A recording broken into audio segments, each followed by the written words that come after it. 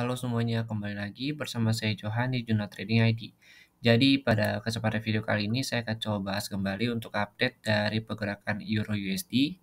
Dan kalau kita perhatikan Euro USD saat ini sedang berada di area demand, yaitu kurang lebih di harga 0,99.9 sampai 1,00381. Ya, ini adalah area yang kemarin disentuh itu ya, atau yang terakhir disentuh pada tanggal 12 Juli sampai kurang lebih tanggal 15 Juli ya. Jadi kurang lebih ada 3 hari harga demand ini.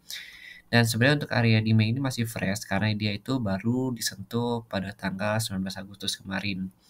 Jadi ini baru terbentuk ya. Untuk area demand ini ada demand di time frame 4 jam. Karena kalau kita perhatikan memang penurunan dari si Euro USD juga disebabkan oleh naiknya si DXY. Kalau kita perhatikan si DXY saat ini sedang berada di area resisten dan dia itu breakout dari 107,5, yang dimana kalau saya katakan pada video sebelumnya, kalau misalkan dia breakout dari 107,5 maka dia akan lanjut untuk mencari area resisten yang berikutnya di atasnya.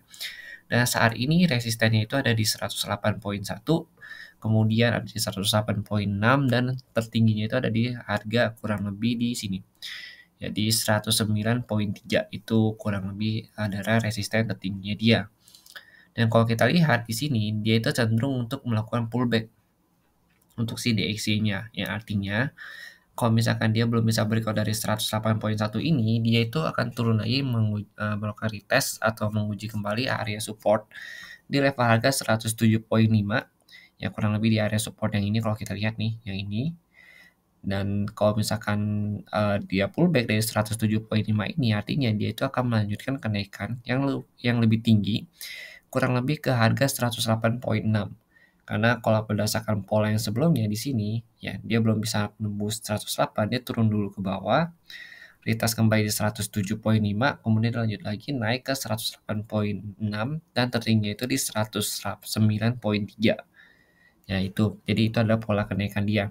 Karena kalau kita perhatikan memang selama si DXY berada di atas 107,5, jadi sini nih, dia itu akan lebih cenderung untuk naik ke atas. Yang artinya si euro ini selama dia berada di bawah 1000 ya atau di bawah 1966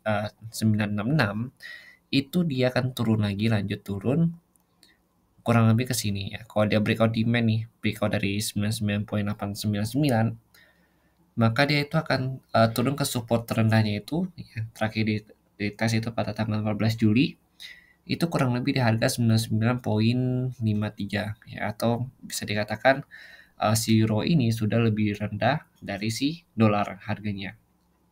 Jadi kalau misalkan dia di harga 1,000, itu artinya si DXY atau si dolar itu imbang dengan si harga si euro ini. Nah, kalau kita perhatikan memang untuk saat ini harga euro sudah mendekati harga dolar kembali, yang artinya sudah hampir mengimbangi dari si DXY itu sendiri ya, kalau kita lihat di sini. Jadi memang kalau misalkan si DXY ini pullback, dia turun ke 107,5, artinya si euro juga akan naik, ya kurang lebih ke harga 966 sampai 1000, baru dia nanti akan lanjut turun lagi kalau dia belum bisa menembus area 1000 ini. Yang artinya si DXY ini juga akan pullback dari 107,5 dan lanjut naik untuk retest kembali ke 108,1 sampai 108,6 dan bahkan tertingginya itu di 109,3. Untuk area ini sebenarnya adalah area demand yang cukup aman untuk beli, cukup aman. Tapi bisa di breakout juga sama si harga sendiri karena kalau kita perhatikan dari volume, ya volume seller masih kuat.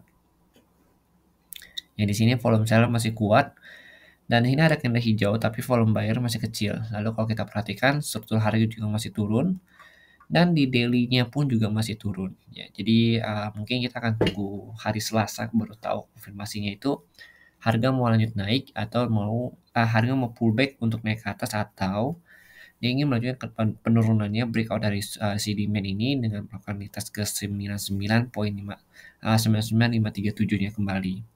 Begitu. Oke, jadi mungkin sekian dulu penjelasan dari saya mengenai Euro USD ini. Ini adalah pandangan pribadi saya yang saya bagikan kepada kalian semua. Jadi silakan kalian cocokkan kembali dengan pandangan pribadi kalian masing-masing ya.